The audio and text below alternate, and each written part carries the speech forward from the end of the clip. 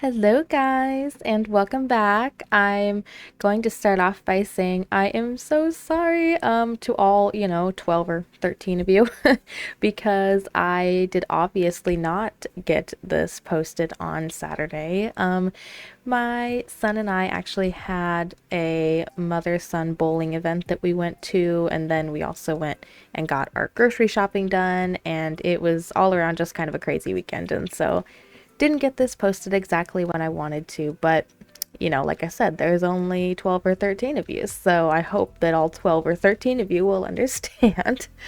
um, but yeah, so today we're doing something a little bit different. The reason I did this one on speed build was just because it is a much bigger build than I normally do. I don't know if I've mentioned in videos before, but I actually prefer doing smaller or at least mid-sized builds versus bigger ones because I just think that bigger ones are sometimes harder to fill, I guess.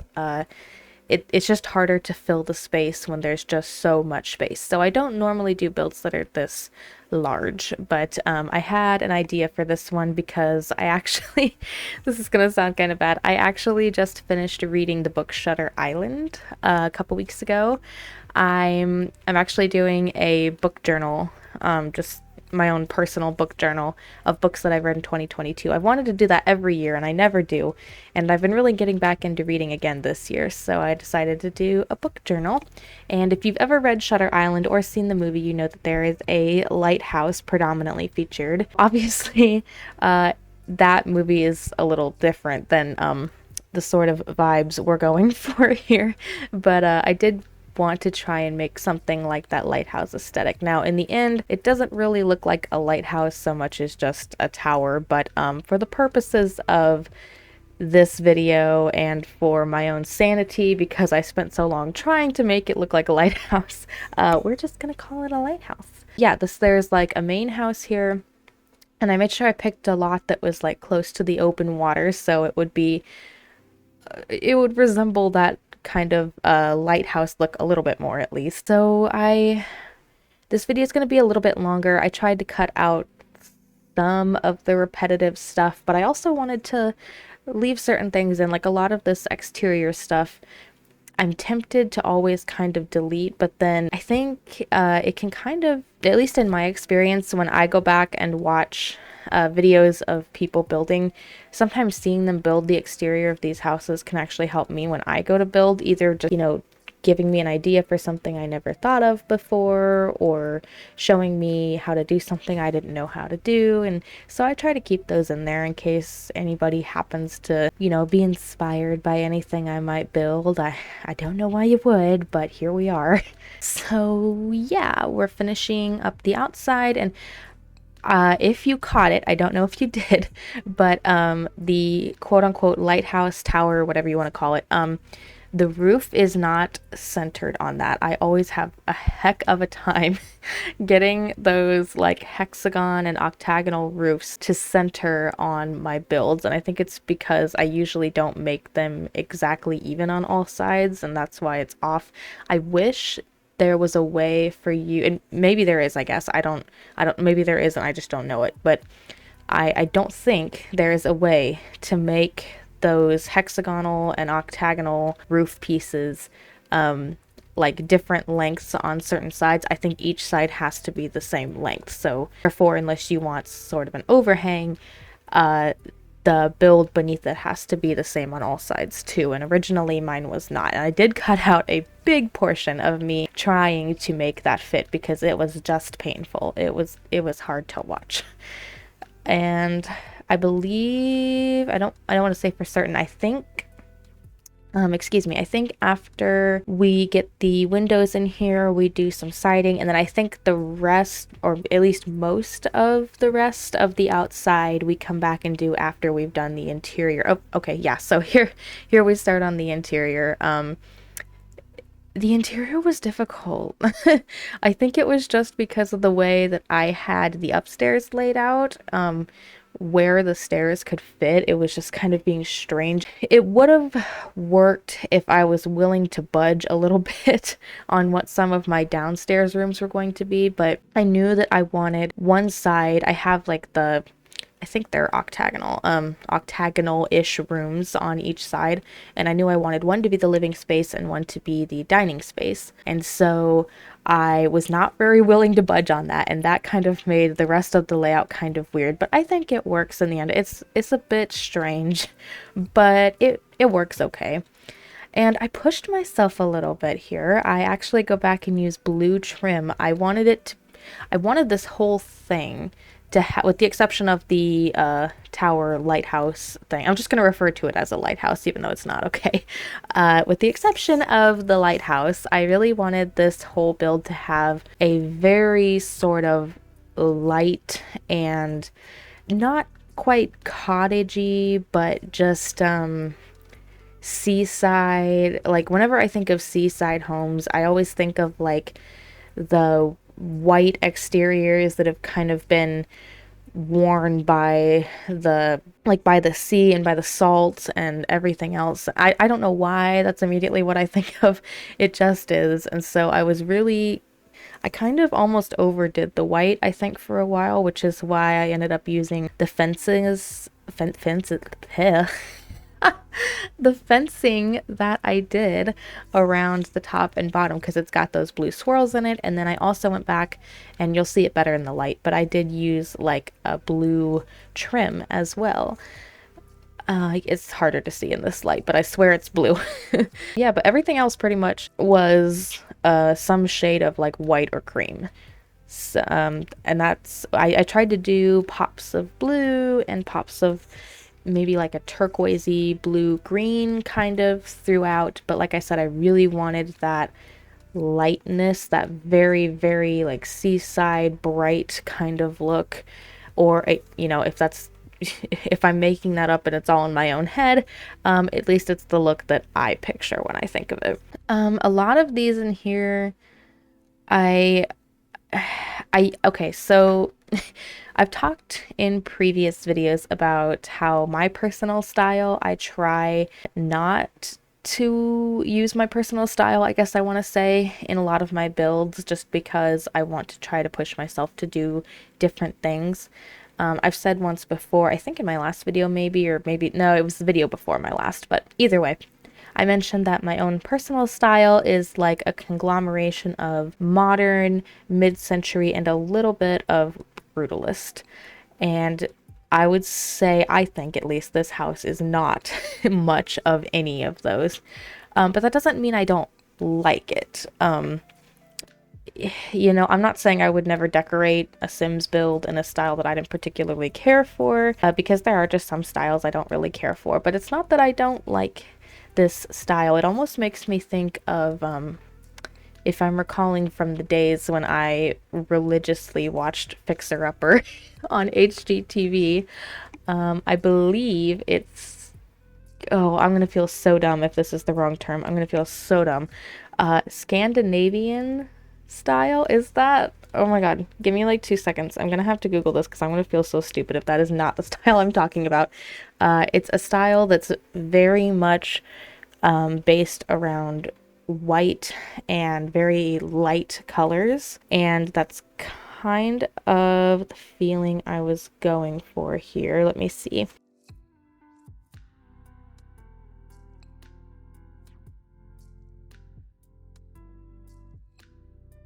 Okay, so yeah, it was Scandinavian. I feel slightly less stupid now. So yeah, it's not exactly Scandinavian style, because that tends to be more simplistic and sleek, at least from what I'm gathering online. And whereas mine had a little bit more of like I feel like, I don't want to say cottagey vibes, but like if you look at that dresser there, just some stuff that's got like that shabbiness to it, shabby chic, if you will. Yeah, so I don't know if you'd exactly call it Scandinavian. I don't know what you'd really call this style. My first gut reaction was to call it coastal, but I really don't like coastal design in most cases. So I tried not to make it that. And again, I'm not opposed to designing things in styles I personally am not fond of. Again, I think it helps you expand what you're willing to work with and helps you try out different things and discover new things. But in this case, at least, I really didn't. I felt like coastal was almost too cliche with it literally being on the coast. And, maybe in retrospect, that's the whole point. But it just felt cliche to me. So I really tried to stay away from that kind of coastal aesthetic and go for more of like a mixture of a little bit of rustic with the Scandinavian and maybe a little bit of like cottagey, shabby chic kind of stuff thrown in there, if you will. Clearly, I am not an interior designer by my lack of basic terminology, I guess, but there you go. I'm not trying to hide nothing here. So this is actually, this house only ends up being one bed, one bath, which is kind of ridiculous when you think about how big it is. But I really made pretty large. Oh no, I'm sorry. It's two bathroom, one bed. And yes, that is kind of weird that there are two bathrooms and only one bedroom. So yeah, apologies for that. I did mean that it was two bathroom, one bed, but yeah, I don't know what else to say other than I just kind of went overboard with some of the other rooms, like the dining room and the living room. I went rather grand with those comparatively to the size of the house. So and also, to be fair, I think some of the size of the house also comes, like when you're looking at it from the outside, just comes from the really like massive wraparound porch and patio that's out there, balcony, I guess. Those, I think, add definitely a sense of a bigger scale to the house than maybe what it necessarily is on the inside. Not to say it's small on the inside, because it is a large house. But yeah, like I said, I went pretty grand on the living room and the dining room, which the dining room actually ends up being one of my favorite rooms in the house. The kitchen's probably not, yeah, the kitchen's definitely my favorite, but the dining room is definitely up there. I really liked it. So I am glad I used that extra space there, but it is just kind of strange being two bathrooms, one bedroom, and that one bedroom is very small. You saw me decorating it earlier. It's functional, but it's very small considering how large the rest of the house is. Yeah, this bathroom down here was weird. I tried making that little half wall behind it and trying to think of like a way to put something on the top of that half wall to make it, how do I want to say, I guess like a platform, if you will, like almost a shelf behind it. I hope that makes sense. But yeah, so I was trying to make it like the half walls and then have something go on top. So it almost formed like a corner pedestal, I guess. But it just was not working out. So I kind of just scrapped that idea and changed some things around. This bathroom was kind of weird though. And yeah, just like what I talked about earlier with finding stuff to fill in the space, and I didn't actually go into debug on this house. So I don't know if I've explained it in other videos. I know I've talked about debug in other videos, but essentially debug is, what would I even call it? A menu, I guess. It's a menu you can get to by using a series of commands, kind of like cheats, I guess, where you can access items that you wouldn't normally be able to access in build mode. They're items that only would show up in the game, like when you're actually playing the game in live mode.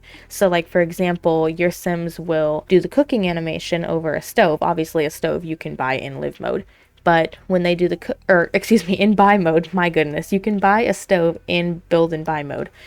But in the game, when you're actually playing in live mode, when they have their cooking animation, they will get out like a spatula and a pan. And then when they're done cooking, those just kind of disappear. And by going into debug, you can access objects like that you wouldn't normally be able to access in build and buy mode, but that do appear in the game. And you can add a lot of those. It just kind of adds a sense of realism to it, but it can also be kind of daunting. You can't really do a search function in debug, and everything's sorted really weird, and it can just be kind of a hassle sometimes, even though it is very nice to have. But this house was already taking long enough as it was, so I just didn't want to punish myself by having to go through and worry about all that. So I was just strictly using the items in the build by mode part of the game. Here we get into my favorite room of the house. Like I said, the kitchen. I loved well, and now we're already past it, but there'll be pictures at the end. I loved the stove that I put in there, that pop of like that turquoisey blue color. I thought that was so cute. Absolutely loved it. And then the kitchen, or the dining room, I guess I want to say, took on a little bit of a different vibe actually. I didn't want everything to be those pops of blue. So I kind of pulled that like peachy color of the chairs. Like it's featured in other places of the house too, like especially around like the window there. It's not exactly the same color, but it's similar. And so I tried to pull like those peachy tones out as well. So there's the whites and creams, obviously, and then there's the pops of blue, and then there's a few of those peachy colors throughout the house as well. So those are like the main colors of the house. And yeah, I guess going back to what I said earlier, this is kind of off topic, but it's something I wanted to talk about. So I said that I'm doing a book journal for 2022. I've wanted to do one almost every year, and I've started one before and just didn't keep up with it, or I've meant to start it and just never did. And this year I'm doing pretty good about actually keeping up with it. Kind of proud of myself, you know. I just read my first, well, okay. So in this book journal, I'm going to keep backing up a lot today. I list I have like a little smaller size sketchbook that I use for it. And I have a just very basic picture of a bookshelf that I've drawn. And I draw each of the books on there and color code them in by genre. I also have a table of different genres, and I put an X for each one I've read in each genre. I keep a running count, and then I also rate the books on a scale of 1 to 5, just for my personal opinion of them. And I think so far in 2022, I have read 7 books, I want to say, maybe 7 or 8 books. And I just read my first personal 5-star book. And it's actually kind of funny because I remember I got this book years ago at this like secondhand book sale, which is basically how I buy all my books anyway, is secondhand. But it was in our local mall, and I just picked it up because it was super cheap and it kind of sounded halfway interesting on the cover. Brought it home. I think I didn't pick it up again for another couple months. Tried to read it. I got like 5 or 6 pages into it and decided I hated it and it was boring. And I almost ended up selling it in our last garage sale that we had. And I was like, you know, I'll keep it. I haven't read it. You know, I didn't give it too much of a chance. Maybe I'll try again one day. Well, that was still years ago. And then just like, I don't even know, 2 weeks ago maybe, I picked up this book again and I was like, I'm going to give it a shot. I'm going to get at least a few chapters in and see if, you know, it's worth the time. And oh my God, I am so glad that I made myself do that, because like I said, it is the first 5-star book that or personally, you know, 5-star book that I have read this year.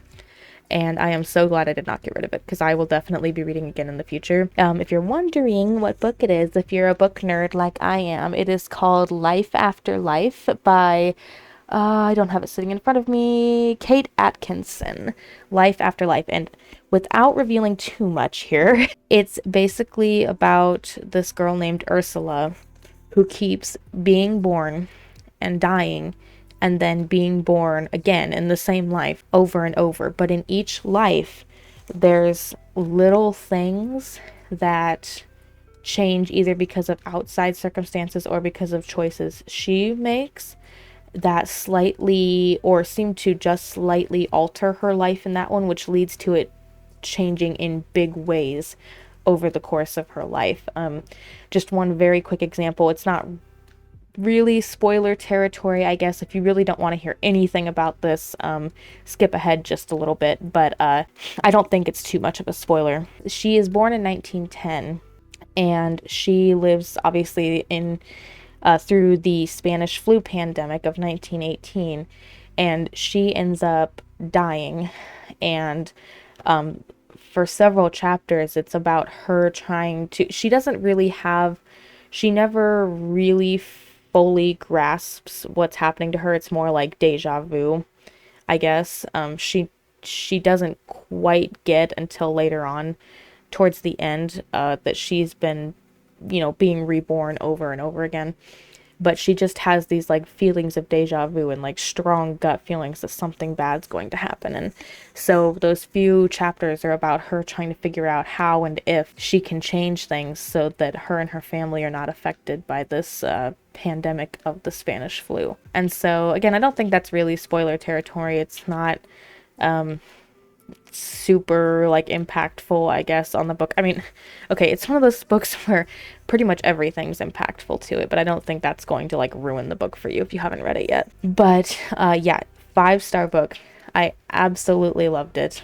Normally, I'm really into like suspense, thriller, horror, even kind of books, and I really wouldn't say this was any of those things, which is probably one of the reasons I didn't give it much of a chance at first. But again, I am so glad I did. It was such a good book. Again, that's Life After Life by Kate Atkinson. If you are a book nerd and you have not read that book, I highly recommend you check it out. It is well worth your time, I promise you. At least in my opinion. Obviously, we're all going to have different opinions, and you might not like it, but I absolutely loved it. And it seems like a lot of other people that have read it really like it too, from reviews I've read on Goodreads and things like that. So now back to the house. We are finishing up the upstairs here, which I literally put an entire freaking piano in. Thank you. Yeah, like I said, I was running out of things to put in this house, and I was like, here, have a grand piano. Why not?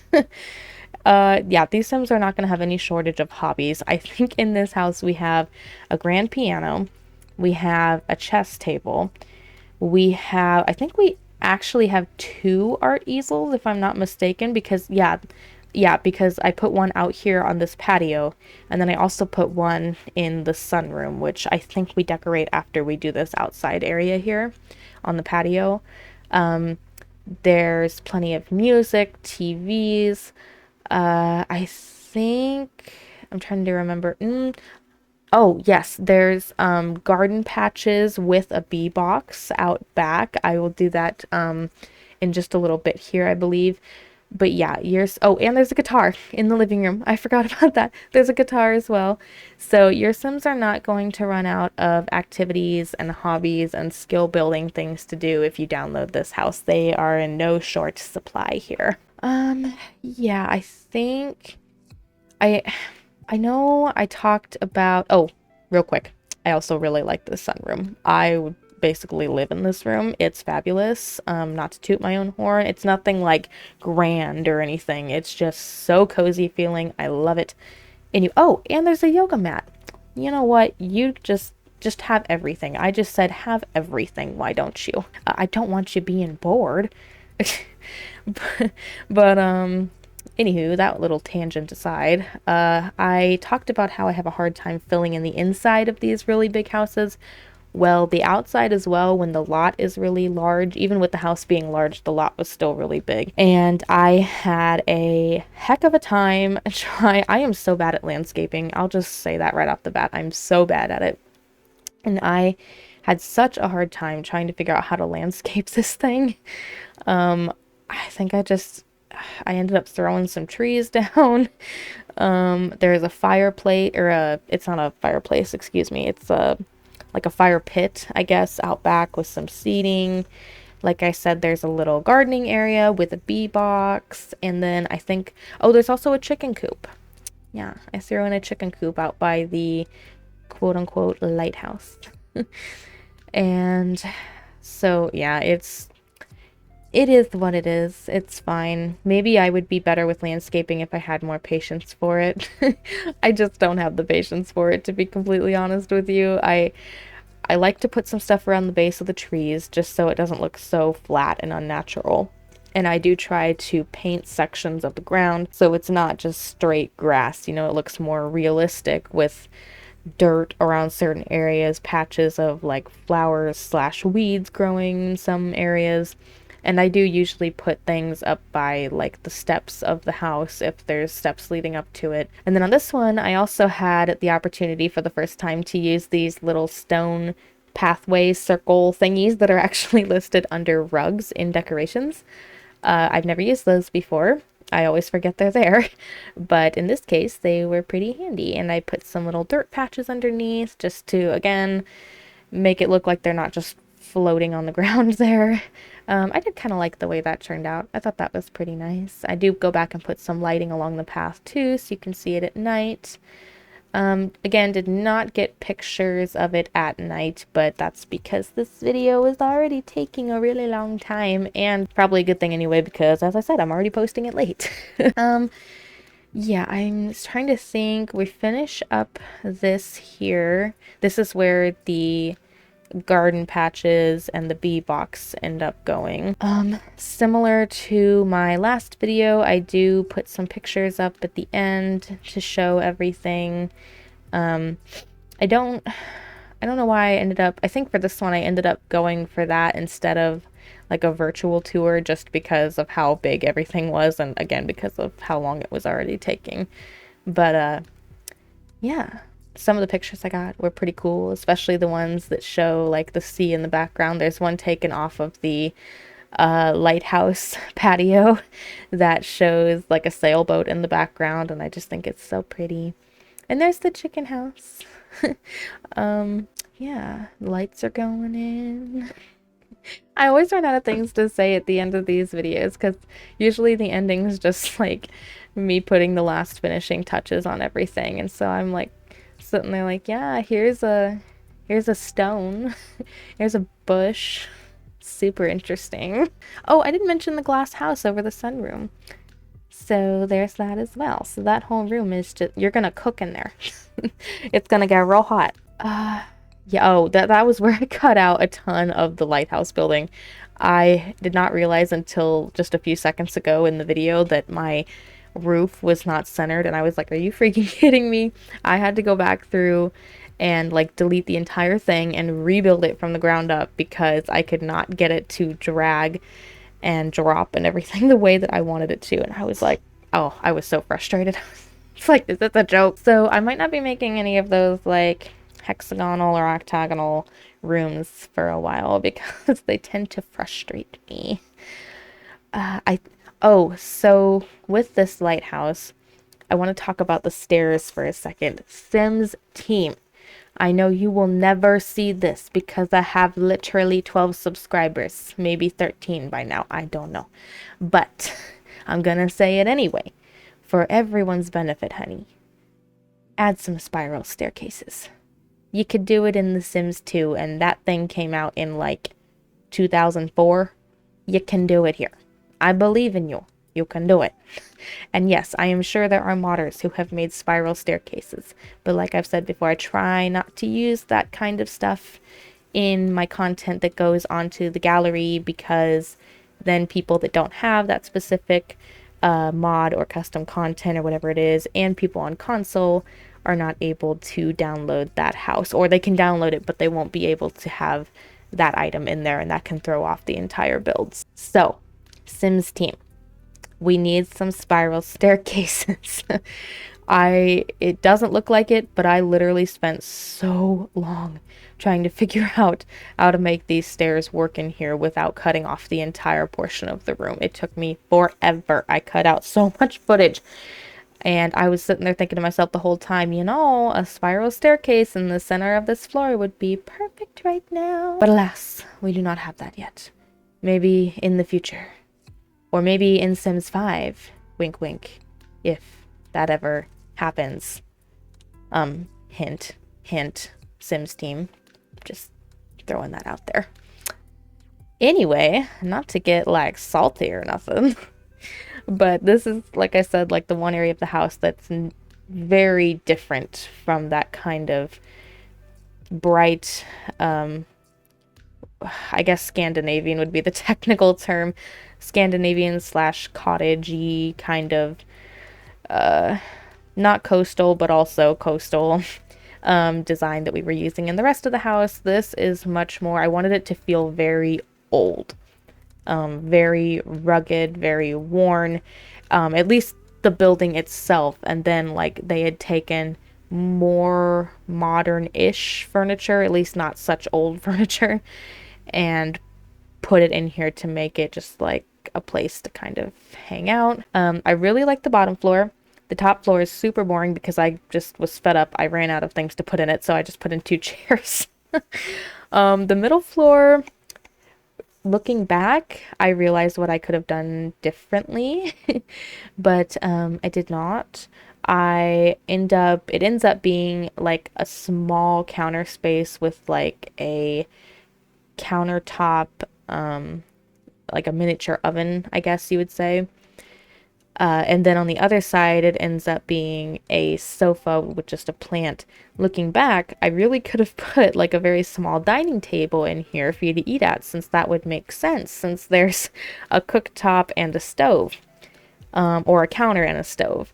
But again, at that point, I was just fed up with this house. Loved it, but was sick of building it, and so I just said, screw it. It's fine. They can eat on the couch. Everyone does it anyway. Don't pretend you don't. So yeah, here's me putting that in, and then I think possibly we are pretty much done except for the picture tour, which I am not going to sit and talk your ear off through. So I hope you guys enjoy, and if you feel so inclined, please subscribe to my channel. That would be so wonderful. I would love you forever. Or at the very least, just give this video a thumbs up or a nice comment to let YouTube know to bring other people back here. And I do try to post every Saturday, so I hope I will see you all next weekend. Bye bye.